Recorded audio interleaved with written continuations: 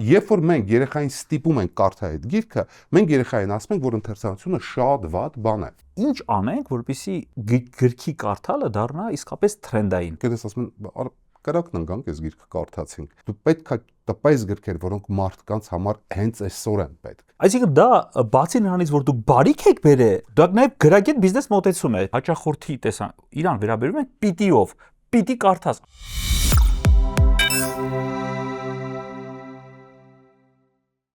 Ողջույն, ես Նարեկ Ալեքսանյան եւ B1 մեդիայի եթերում շարունակում ենք բիզնեսմեն թե բզբզմեն հաղորդաշարը։ Այսօր մեր հյուրն է Արտակ Ալեքսանյան։ Արտակ ջան, ողջույն։ Ողջույն։ Մեկնարկից առաջ պայմանավորեցինք, որ դու եւ ենք խոսելու, որպեսզի մեր քննարկումը ավելի անմիջական լինի։ Արտակը Ալեքսանյան Newmeg հրատարակչության տնօրենն է։ Այսօր փորձելու ենք մտնենք այդ ոլորտ, որ թվում է թե ինչ կապ ունի ինքը։ Շատ դեպքերում հրատարակչությունը որպես բիզնես չի դիտարկվում։ Ռուսերեն տես մի հատ բառ կա, ասում են բլագարոդն է, ինքը տես մի հատ հետարքիր, մի հատ ոլորտ է ու երբեք չես գիտակցում, որ ինքը նաև բիզնես է, ինքը արտադրություն է, ինքը ինտելեկտուալ սեփականության հետ կախվող երևույթների հետ առնչվող մի կառույց է, այսինքն լիքը պահեր կան, կուզենանք այսօր տես փորձել խորանալ, մոտենալ այդ մոլորակին։ Անցնենք հարցերին։ Մեր թիմի կողմից ուրեմն պատրաստված ունենք հարցեր, ամեն ինչ արված է, Արտակ ջան, որպեսզի սխալ պատասխանես, որովհետև սխալ պատասխանի դեպքում ունենք ուրեմն բզբզ հարցեր։ Միանգամից առաջ անցնեմ, ասեմ, որ հետո նաև քո կողմից ձևավորված հարցն է լինելու այստեղ, բզբզ, մեր ապագա հյուրերին, այնպես որ առաջի հարց։ Շատ լավ։ Newmeg հրատարակչության երրորդ ամենավաճառված գիրքը քանի էջ ունի։ Հիշում եք, ասում ենք ամեն ինչ արված էր, որպեսզի սխալ պատասխանես, այնպես որ տարբերակներ ունեմ։ Էջերի ընդամենը թվեր են, հա, երրորդ ամենավաճառված գիրքը 424, 444, 512 եւ 560։ Մեսին է 560։ Դա ճիշտ պատասխանն է։ Ես այդ գրքերը կարդում եմ։ Այ լավն է։ Սա այն բանի նման, որ ասում մեր հյուր ունենք եւ ասեց ես այդ հացը ուտում եմ, ասում այդ հացը որ արտադրում եմ, ես ուտում եմ, երեխաները ուտում են։ Հիմա ես այդ գրքերը կարդում եմ։ 560 Ընդհանրապես եկեք մի հետ կարդալուց խոսենք։ Ցավոտ թեմա եմ ուզում անդրադառնանք, բայց ճիշտը խոսանք, որպեսզի կարողանանք առաջ անցնենք, էլի։ Նույնիսկ խորհրդային տարիներին Հայաստանը չեմպիոն էր գրքի վաճառքի հետ։ Ես հիշում եմ այդ բումը ինչ էր կատարվում, երբ որ գիրքեր դուրս գալիս մեկը մյուսից,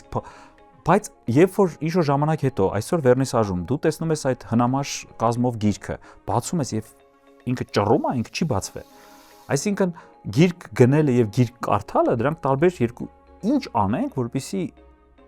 գրքի կարդալը դառնա իսկապես թրենդային, ոչ միայն առնելը, հա, որտեվ փառք Աստծո ինչ որ շարժ կա այդ առումով։ Նվեր ենք տալի գիրքը, գրքի փառատոններ կան, բան, ոնց անենք, որ մանավանդ երիտասարդները, երեխաները իրանց համար գիրքը դառնա հետաքրքիր, կարդալու տեսանկյունից։ Մենք մեծերս էլի, որտեվ իրանց վերևից որ ասենք, էսի արեք, դա սխալ կլինի, էլի։ Նարեկ, մի քանի մոտեցում կա։ Նախ առաջինը հրատարակչությունը, այո, խաչմերուկում է կրթության, մշակույթի եւ բիզնեսի, հետեւաբար, այո, կա այդ ընկալումը, որ մենք մտածում ասպետական բան ունենք, շղարշով ենք պատված։ Ու բիզնեսը շատ փոքր է։ Այո, բայց միևնույն ժամանակ պետք է լինել շատ անկեղծ, պետք է տպագրել adekvat գրքեր, որոնց կարիքը կա։ Այսինքն ոչ թե այդ կար չէ, որ ժամանակին պետ հրատարակչությունները տպում էին գրքեր, որտեղ նա կարևոր էր։ Նա լավ մարդ է։ Երբ ասում ես նա լավ մարդ է, բայց ապուշ բանաստեղծին չի եք տվել, բայց չէ որ նա լավ մարդ, կարևոր մարդ է։ Հիմա այդ ամեն ինչ այլևս չկա, որովհետև չկան պետական հրատարակչությունները։ Բայց փոխարենը կա այսպես կոչված հրատարակչական իներցիա, երբ որ դու համարում ես, որ դա պետք է անպայման լինի։ Հիմա երկու մասից է բաղկացած։ Մեծերի համար, չափահասների համար պետք է անկեղծորեն տպագրել գրականություն, որը այդ մարդկանց պետք է։ Ես բերեմ մեկ օրինակ ընդամենը, մենք տպագրեցինք շատ հաստափոր մի գիրք, որը կոչվում է Մարմինն ամեն ինչ հիշում է։ Դա հետտրավմատիկ սինդրոմի մասին վերջի 10 տարիների ամենակարևոր գիրքն է, որ եթե մարդ տարել է PTSD, հետտրավմատիկ ստրես, ապա այդ գիրքը նրա համար է, որպեսզի ինքնաճանաչողության միջոցով ինքը դա բացահայտի։ Բանալ մեր հասարակության համար շատ կարևոր բան։ Արցախյան պատերազմից հետո մենք ունենք այրիներ, որոնք որ այդ ստրեսը տարել են, ունենք վիրավոր զինվորներ, պատերազմի կամավոր։ Ու այդ ոլորտում մենք եկեք ընդունենք, էլի մենք անգրագետ ենք, այսինքն մեզ իսկապես կրթելապետ։ Նայեք, մենք ունենք քիչ թե շատ լավ հոգեբաններ, բայց խնդիրը հետևյալն է, որ մարդիկ չգիտեն, որ պետք է գնան հոգեբանի մոտ, որպեսզի շարունակեն կամ հոգեթերապևտի մոտ։ Հիմա այդ գիրքը մենք տպեցինք 1000 օրինակով, որովհետև մոտ 600 էջանոց գիրք է։ Մենք հույս չունենք, որ այդ գիրքը 1 տարվա ընթացքում կսպառվի։ Մենք այդ գիրքը 2 անգամ վերահրատարակել ենք, 2 անգամ դա սպառվել է 2 շաբաթվա ընթացքում։ Մեզ մարդ է գրել, ասել է, որ իմ տղան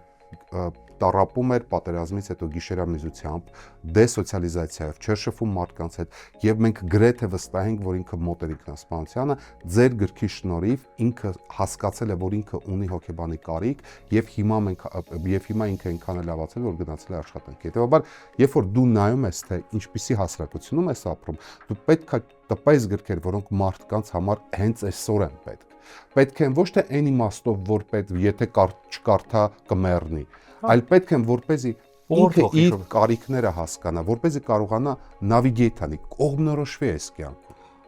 Արտակ ջան, կարելի է այդ ամենը կոչել բիզնես մոդեցում։ Իհարկե, գիտես ինչի համար, Նարեկ ջան, որովհետև եթե ես գիրք տպեցի ու չվաճառեցի, ես կսննկանամ։ Այսինքն դա բացի նրանից, որ դուք բարիք եք բերել, դա նաև գրագետ բիզնես մոտեցում է, քո բիզնեսի հանդեպ, թիմակիցների հանդեպ, որ կարողանաս բիզնեսը կայուն պահես։ Երբեմն մեր մրցակիցները մեզ ասում են, որ Նյումեգը կոմերցիոն հրատարակչություն է։ Շատ լավ է։ Բայց ես դրա վատը չեմ տեսնում անկեղծ ասած։ Նյումեգը ընդհանրապես հրատարակչություն է, որը չի կարող տպել գրքեր, որոնք չեն վաճառվում։ Շատ լավն էր։ Իսկ երկրորդը Երկրորդը ամենակարևորը դա երեխաների մատուցել գրքեր, բայց մատուցել ոչ թե իներցիայով, մատուցել ոչ թե այն, որ դու կարդաս Ժյուլ Վերնի խորհրդավոր կղզին։ Եղբայր Ժյուլ Վերնի խորհրդավոր կղզին անհնար է կարդալ, որովհետև 12 տարեկան երեխան, որը նայում է TikTok, YouTube Short-եր եւ Netflix, ուղղակի ժամանակ չունի ուղիղ 89 էջ կարդա մի կղզու ֆլորայի ֆաունայի մասին, որը այլևս գոյություն չունի, այդ ֆլորան ու ֆաունան երբեք չի տեսնի, եւ դա ոչ միայն Ժյուլ Վերնի մեր ժամանակ, այլև Ժյուլ Վերնի ժամանակ արդեն այդ ամեն ինչը կարմիր գրքում էր եւ նկարներում։ Հիմա, երբ որ մենք երեխային ստիպում ենք կարդալ այդ գիրքը, մենք երեխային ասում ենք, որ ընթերցանությունը շատ վատ բան է։ Ընթերցանությունը իր մոտ ասոցիացվելու հետեւյալ պետք։ Իրան տխուր է ինքը։ Չէ, պարտադրված առաջադրանքի, որը ինքը չի սովորում։ Ասենք հաջորդ հարցին։ Եկեք։ Նյումեգի YouTube-ի ալիքի նշված վերնագրով տեսանյութերի մեջ որն է երկրորդ ամենադիտվածը։ Ուրեմն ունենք տարբերակներ Աղջիկ ջան ուշքի արի, ինչի մասին է թքած ունենալու նուրբ արվեստը, հանձնվել չկա Անի Քոչարի եւ Ռոնալդո կատարելության տենչով։ YouTube-ում մեր մոտ ամենաշատ դիտված երկրորդը բանն է, Էրիկի մնան է։ Ես ենթադրում եմ, որ խոսքը վերաբերում է թրեյլերներին։ Երևի տեսանյութ է ասված։ Սխալ ինֆորմացիա է։ Մեր մոտ առաջինը YouTube-ում առաջինը Սյուզան Մելքոնյանի Մեռնալ սիրելով երգի տեսահոլովակն է, որը մենք ենք պրոդյուսինգ արել, երկրորդում Ազնավուրի Ղայստի երգի հայերեն թարգմանությունը, որը Արիկն է արել։ Ես ենթադրում եմ, որ խոսքը վերաբերում է այնուամենայնիվ գրքի թրեյլերների, կարծում եմ ինչի մասն է թքած ունենալու նուրբ արվեստը։ Մենք խոսում ենք երկրորդ ամենադիտվածի մասին։ Որոնք էին տարբերակները։ Որովհետև այն ինչ որ ասեցի, դա առաջինն է։ Դրա համար չէի կարա էլի։ Արդար չէր լինի էլի։ Ուրեմն Աղջիկ ջան ուշքի արի, դե արդեն խոսեցինք ինչի մասին է թքած ունենալու նոր արվեստը։ Հանձնվել չկա Անի Քոչար 5200 ու դա ճիշտ պատասխանն է։ Արտակ Ես լավ մենեջեր եմ։ Ես սկսում եմ արդեն աշխատել շատ ուշադիր ես ու ամեն ինչ հիշում ես, ամեն ինչ ֆիքսում ես, դա ինչ որ նկատի ունեմ բնավորության մի մաս է, մանրուքների հանդեպ ուշադրություն լինելը եւ այլ, որ թե իսկապես ազատություն տալիս ես աշխատակիցներից, թվում է շատ լարված կարանել են աշխատակիցները, որ իմանան, որ ամեն ինչ դու նկատում ես։ Նրբանկատ ղեկավարի շատ բարդ է աշխատելը։ Անկեղծ ես, ես կիսվում եմ, հետաքրքիր է։ Ես հիշում եմ, որ լրագրողներից մեկը գնացել էր աշխատանքի, ինչ որտեղ էին ընդունել աշխատանքային հարցազրույց է եղել, երբ որ այդ մարդը հարցել էր, դու Արտակ Ալեքսյանի մոտ ես աշխատել, ասել էր, այո, ասել էր, միանգամից արի։ ասել էր, դե եթե իր դժոխքը հաղթահարել ես, կենթանի ես մնացել, այստեղ հաստատ կլինի։ Ես ինքս եմ իմ նկատմամբ եւ դետալների նկատմամբ։ Դե միանշանակ տենց է։ Ես ուզում եմ, որ մեզ մանավանդ նայող երիտասարդ գործարանները կամ երիտասարդ կառավարիչները իրենք գիտակցեն, որ դա մի կողմանի չի լինում։ Դա միշտ երկկողմանի է, այսինքն նրբան։ Հետո գիտեք, դու նաև բան ես, ցույց տալի քո օրինակով, թե ինչպեսի աշխատանք ես ակնկալում։ Բնականաբար, երբ որ դու դիլեգիրovat ես անում, դելեգացնում ես, հասկանում ես, որ ինչ որ որակ պետք է անգնի, բայց մյուս կողմից այդ է գինը, որ պետք է անես, այսինքն դու պետք է հասկանաս, որ ինչ որ բաներ կա, որոնք քեզանից ավելի լավ կանեն, ինչ որ բաներ կա, որ դու պետք է դեռ շտկես, որպեսզի ավելի լավը լինի։ Արտակ ջան, քանի որ բոլոր հարցերին ճիշտ ես պատասխանում, մենք սկսում ենք ասում ծանր հրետանուց։ Օգնության ենք կանչում հրաշ մեր մանուկներին Տերյանքից парքի, ուրեմն Սամն է մեզ հարցը տալու, հանելուկ է, ինչի մասին է, երկու անգամ կարող ենք ինչքան պետք է կկրկնենք, բայց ասում փորձենք հասկանանք ինչի մասին է խոսքը։ Դա այն կերպարն է, որ շատ կարևոր դեր ունի, բայց իրեն չեն սիրում։ Բացասական հերոսը Իդե ապրես Բալիկ ջան, ապրես շատ, բայց Արտակի հետ շատ դժվար է, այնպես որ Զարան ամեն ինչ արեց, որ մենք այդտեղ էլ հաղթենք, այո, հակահերոս մասին է։ Մի քիչ ես իհարկե հասկանում ինքը ավելի շատ մի քիչ գրականության դաշտ է գնում, բայց մի շատ հետաքրքիր բան էր, օրինաչափություն, երևի մեր սերունդը տենց համ ֆիլմերից, համ գրքերից դա հետաքրքիր օրինաչափություն ենք դուրս բերել, որ մենք բավականին երկար սիրում ենք այն ստեղծագործությունները, որտեղի հակահերոսը ստացված է։ Այսինքն որ հակահերոսը ստացված է, այլ ոչ թե այտենց թերի, հա։ Ուզում եմ մի քիչ այդ թեման տանեինք արկածային գրականության դաշտ, որովհետև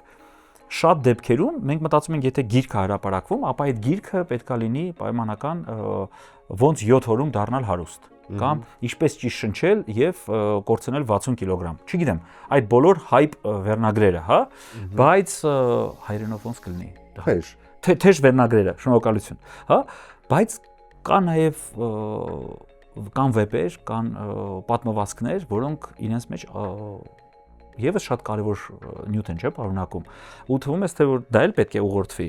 Օրինակ, վաճառքի տեսանկյունից, հա, որն է ավելի հեշտ վաճառել ու արդյոք ինչ որ մի ձև դուք նպաստում եք, աջակցում եք, որ նաև այն կլասիկ չասեմ, բայց ավելի ծանր գրականությունը եւս ներկայանա։ Չէ՞ նաև դա պետք է առաջ խաղացվի, էլի մի ձև ինքը բարդ ավելի։ Դու չես կարող մաքուր կոմերցիոն հրատարակչություն լինել, որովհետև այդ դեպքում հրատարակչության մեջ այդ մշակույթը եւ կրթական կոմպոնենտը կա, հետեւաբար պետք է բալանսավորել նաև տեսականին։ Օրինակ, ես կարող եմ ասել, որ մենք առաջի անգամ հայերենից թարգմանեցինք Մարգարետ Միչելի Քամուց քշվածները, որը երբեք չի եղել հայերեն։ Անկեղծ ասած, այն սերունդը խորհրդային տարիներին երբեք բոլորը զարմանում էին դրա վրա, որովհետև բոլորին թվում էր, որ եղել է, այո, երբեք չի եղել։ Ու երբ որ ես խնդրեցի մեր Հայաստանի լավագույն թարգմանիչներից մեկին Անուշին Սետրակյան, որ թարգմանում, ու իհարկե առաջի հարցը ասեց ինչի ես, ասել որտեղ դու Սկարլետն ես բնավորությամբ, բայց ամենակարևորը, որ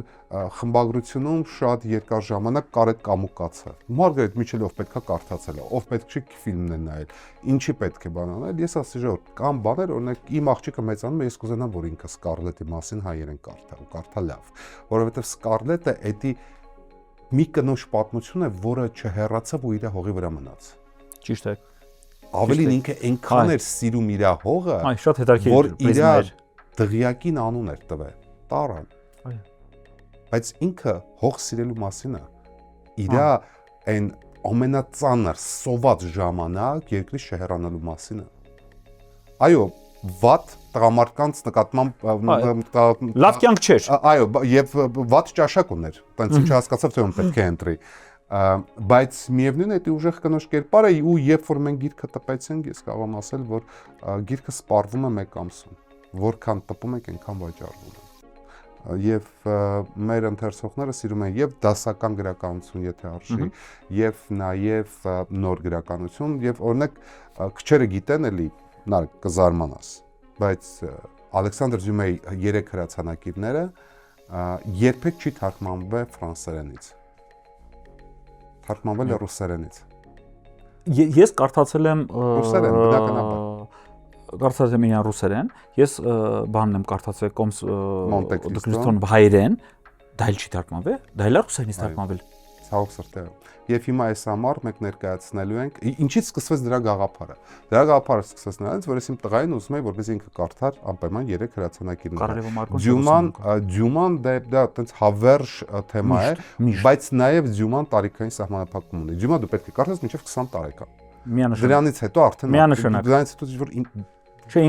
ինքը շատ կարևոր է, շատ ճիշտ է, տեղին եք։ Ու տենց շատ գրքեր կան, ինքը տարիքային բան ունի։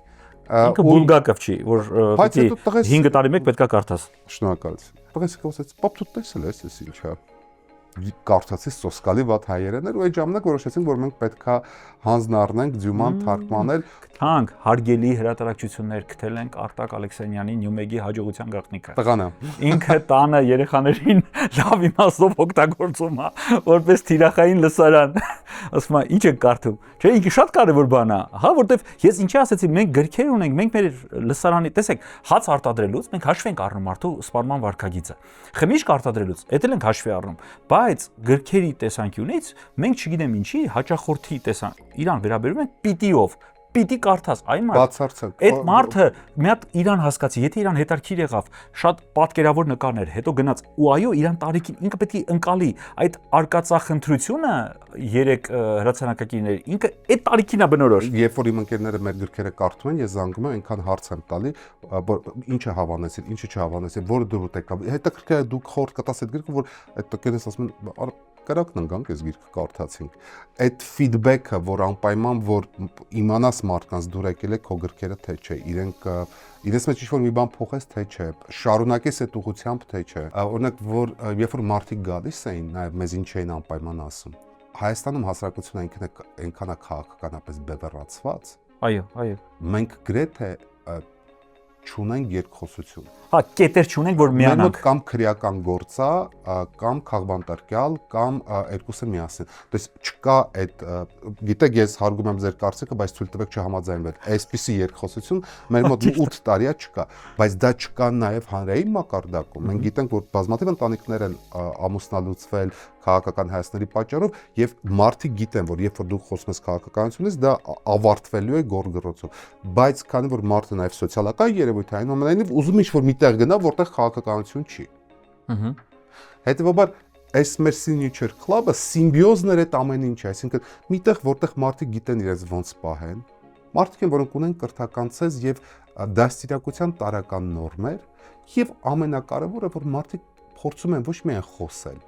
որտեղ հիմա բոլորն են խոսում։ Բոլորը մոռացել են մարդու ամենակարևոր հատկանիշի մասին։ Գուցե լսեք։ Շատ լավ ասեցիք։ Ռիկի Գերվեզը, որը որ ամերիկյան, բրիտանացի ամենահայտնի ստենդափերն է, The Office-ի հեղինակը։ Այս վերջերս մի հատ ստենդափ էր արել ու ասում էր, որ եկեք վերջապես հանգիստ տանք միջին վիճակագրական մարդուն։ Եվ հղում չանել միջին վիճակագրական մարդուն, որտեղ միջին վիճակագրական մարդու համար մինչև հիմա քիմիական նյութերի վրա գրում են չխմել։ Հետևաբար այդ միջին վիճակագրականությունը, երբ որ դա որ բոլորը հղում են անում դրան։ Քարոզում ես միջակությունը դու։ Միջակությունը հիմա դարել է այտենց ագրեսիվ նորմ, ու երբ որ դու այդ նորմերից դուրս ես, ապա դու ես մարգինալացվում։ Արտակ ջան, ասենք հաջորդ հարցին։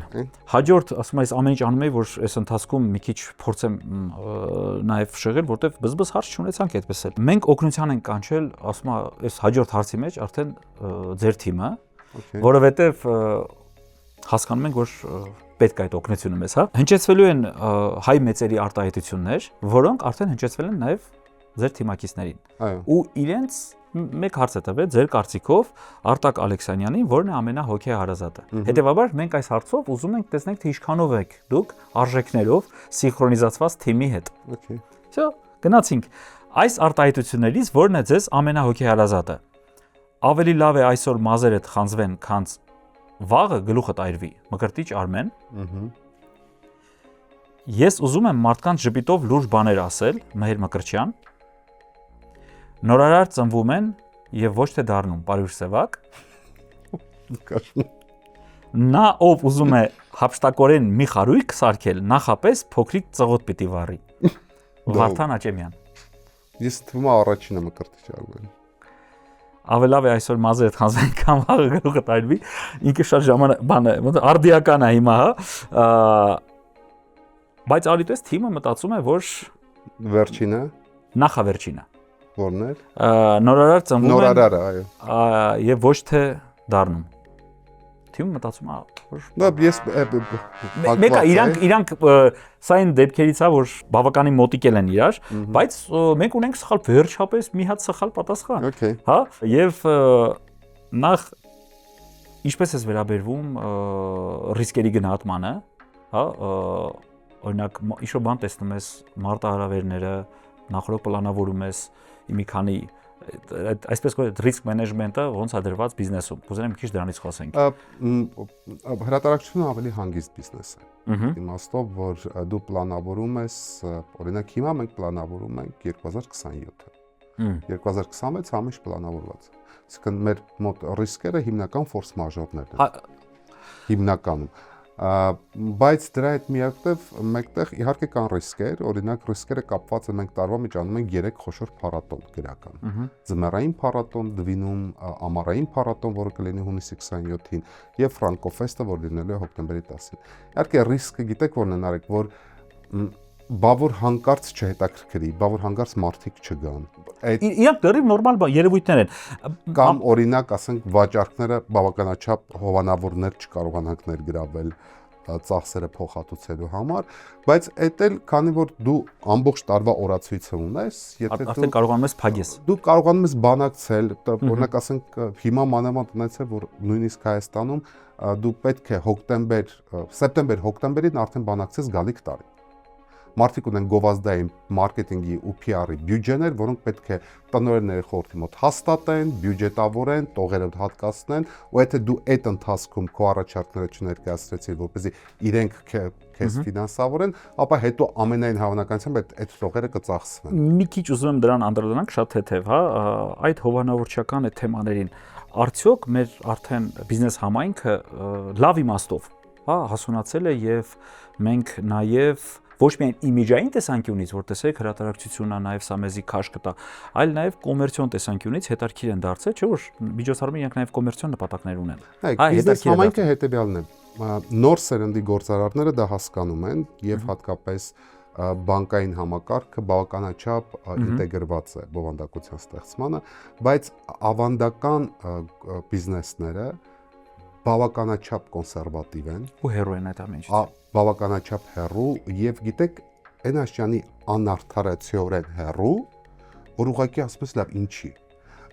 Օրինակի համար մենք ունենք 2023-ից մենք տպում ենք մանկական մատենաշար, հրավիրում ենք մանկագիրների ամբողջ Եվրոպայից, տպում ենք մանկական հոգեբանության մասին գրքեր, մանկական առողջության մասին գրքեր։ Միակ ընկերությունը, որի հետ որևէ կերպ չեն կարողացել համոզել, որ սա կարևոր է, դա Grand Candy-ն է։ Ես ուզում եմ հարցնել, իսկ Grand Candy-ն ձեր հետ է։ Բացարձակ, իրանք ամենայն սիրով հարգանքով բիզնեսին էլի։ Ամենայն սիրով, գիտեք, ու դու զարմանք առաջացնում, հա։ Իրենք նույնիսկ զարմանում են, որ մենք կարող է իրենց դիմենք։ Որ սա Grand Candy է, դուք որ ասում ես, գիտեք, այդ մանկական առողջության մասին, այդ երազները, հեքիաթները, ինչ որ գրքեր կան, որտեղ որ օրինակ մենք կարող ենք ձեռք բերել ֆրանչայզինգ, ու այդ ֆրանչայզինգով կապված կոնֆետներ արտադրել։ Նարեկ ջան, գիտեք ինչ աշճան, պատ, որ info.shni Grand Candy.am-ին ուղարկեք, կդիտարկենք։ Հետո որ ուղարկում ես, ասում ես դուք ստացակ, մեր կդիտարկենք։ Ուրեմն այստեղ հարցերը ուրեմն մեր հյուրերի կողմից է կազմված, այստեղ մեր թիմակիցների։ Այս ընտրություն կարող ես վերցնել։ Դուք ասեք, չէ, հակառակը։ Չէ, մի հատ է պետք։ Դե եկեք այս առաջինը։ Ուրեմն հենց դա վերցնենք։ Արդյոք ունես աշխատակից, ում ուզում ես հեռացնել աշխատանքից, եւ եթե այո, ինչպես ես դա պլանավորում։ Բարեբախտաբար չունեմ, եթե ուզում եմ հեռացնում եմ։ Ընդհանրապես այդ process-ը ոնց է կատարվում։ Հեշտ է։ Շատ։ Մարդիկ իրենց ավելորդ են զգում։ Իրենք հասկանան, որ ես դժգոհ եմ։ Ես երբեք որևէ մեկին չեմ հեռացնում։ Մարդը դիմում է գրեթե դուրս այգի։ Այսինքն այդ դժվար քննարկումը չունես, գիտես, չստացվեց։ Այնքան པարզ է, որովհետեւ աշխատանքային Կուրսեր հարաբերություն գտնես այդ թեմայով, գիտես ինչքան մարդ կգա անկեղծ։ Հիմա ասում ես նախանձով, որտեվ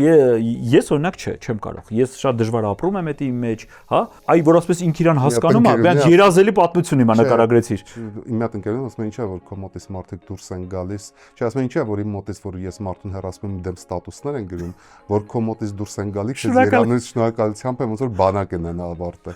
Բանակից էլ դուրս եկել։ Շատ པարզ, որտեղ մարդը ունի աշխատանքային պարտականություններ, իրավունքներ, վերջնաժամկետներ եւ որակի վերահսկողություն։ Այսինքն ժամանակի ընթացքում ինքը զգում է, որ դա իրանը չի։ Երբ որ դու շատ հստակ ես, explicit, այսինքն շատ հստակ գիտես, թե իրանից ինչ ես ակնկալում եւ նաեւ ինքը գիտի ինչ է ինձ ակնկալում, ցանկացած մարդ նույնիսկ նա ով որ մեծամիտ է, նույնիսկ նա որ իր մասին բարձր է, ինքը իրականում հոգոխորքում զգում է որ ինքը ֆել է անում։ Եվ այդ դեպքում